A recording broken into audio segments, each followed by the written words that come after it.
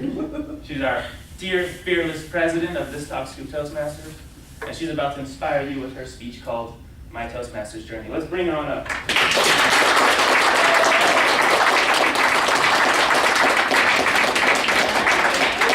I need to give a speech. Madam Toastmaster, fellow Toastmasters, as he said, today is my last speech.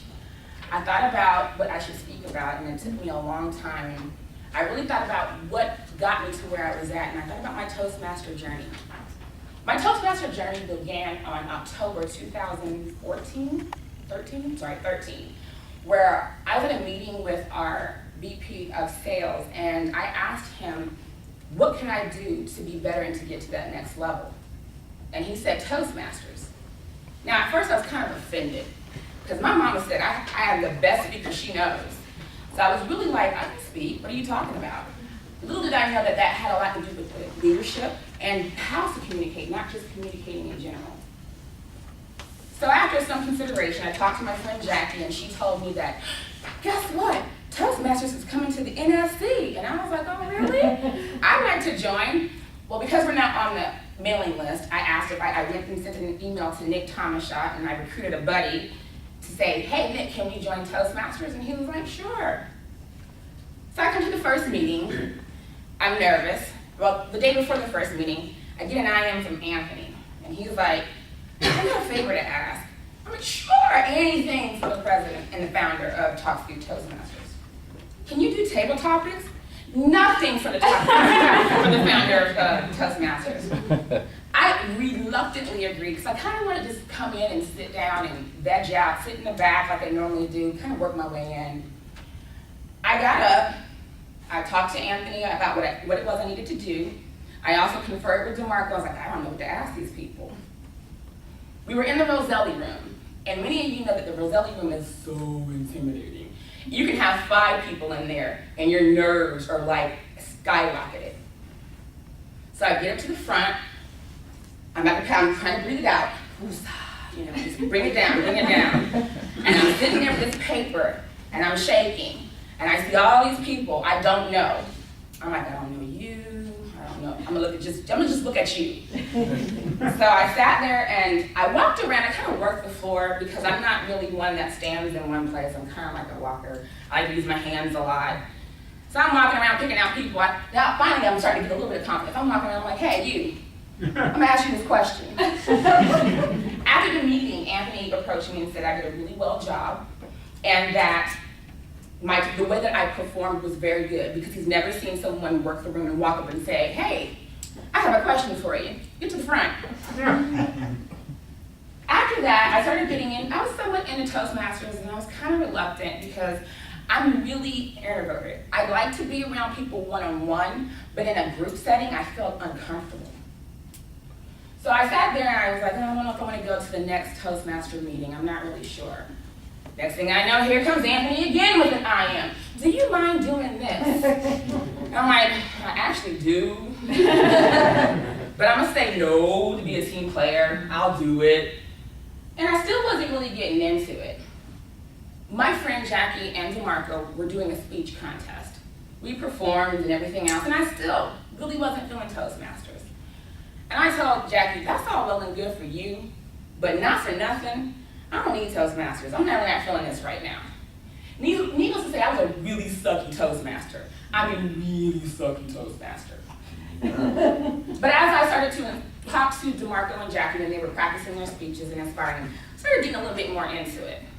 And as there were functionary roles that no one would fill, and I kept getting IMs from Anthony, I got into it even more. And I started to notice that, okay, I'm accomplishing one goal. I'm accomplishing another. While I was away on a trip, Jackie called me and said, would you be interested in being the VP of membership? And I was like, once again, not really, but if I have to. I was like, yeah, I'll do it. I think that'll be something different for me. It'll get me out there to see different people, and I can have that one-on-one relationship that I'm comfortable with. We have elections. I end up getting the VP of membership. Then I'm like, oh crap, what did I get myself into? I'm reading the book. I'm still not really feeling like really Toastmastery like I do now. But I'm starting to really feel myself and feel how I'm growing within my role. We went to TLI training, and that was my aha moment, which is when we have officer training.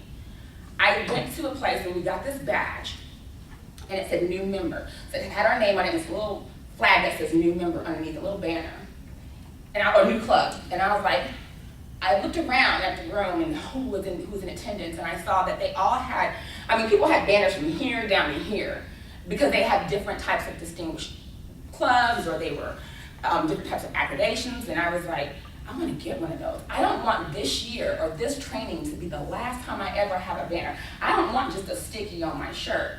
So I started to get motivated even more. I started to talk to people about what the goals were. I talked to our officers. Sean and I had a discussion. I said, I wanna get DCP. I don't know how we're gonna get it, but I wanna get DCP. So as I started noticing that I'm marking off all these stuff from Anthony's IMs, I noticed I'm getting halfway through my competent leader manual. And I'm getting excited, I'm getting amped. I'm trying to find ways to complete this manual. He asked me to do a speech contest. I decided to start the newsletter so that way we could accomplish those goals and others can start to have their CO, get their CO accreditations. And I felt really good about myself. I was like, okay, I'm doing it. But in August, I got very, very sick. I found out that I had to have my gallbladder removed, and I had a bile backing into my liver, so I had to have a piece of my liver removed. During that time, I also had traveling for the job, a lot of work on my plate, trying to prepare to get ready to go out for surgery. I was also doing the newsletter, and I was also doing the speech contest. Needless to say, I was stressed out. I wasn't very salubrious at that time. I noticed that I was starting to stress out a lot more, but I still had a love for it. It wasn't a stress that, oh my God, how am I gonna get this done? It was more of a stress that, when I get this done, I'm gonna sit back and have a drink, number one. I'm getting 3 sheets to the wind since DeMarco likes to call me out, number 2. And number 3, I can sit back and look at my accomplishments and what I have set forth, that way the whole club can grow. October 2010, well, let me finish by saying that after I finished the speech contest, I finished my competent leadership certification.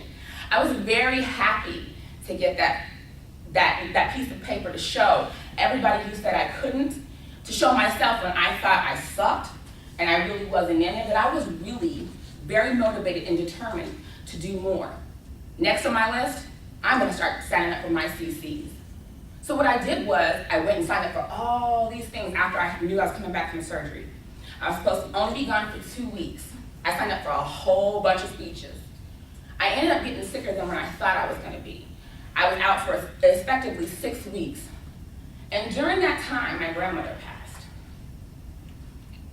And a lot of you don't know how important she is to me. It was very hard. The day that we were supposed to fly out and go to pay our respects to my grandma's funeral, I was back in the hospital again. Doped up on morphine in the emergency room, and they're trying to find out why I'm so sick. I went through the surgery depression. I also went through a tragic loss of someone who was so important to me. And I didn't know how to handle that. But I kept going. I canceled all my speeches, but I still kept coming and attending the meetings when I could.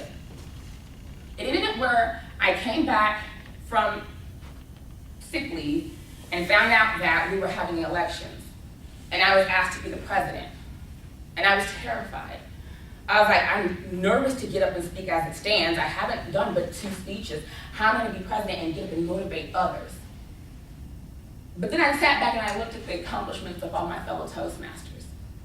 The day I came back and got my CL, Michelle gave me a big hug and told me she was very proud of me. I also received a lot of love for my grandmother's passing. Both she, DeMarco, Jackie, Keisha came by the house to see how I was doing. And I started to get that mojo back. January 1st, starting off with a new club, doing a speech, being the president.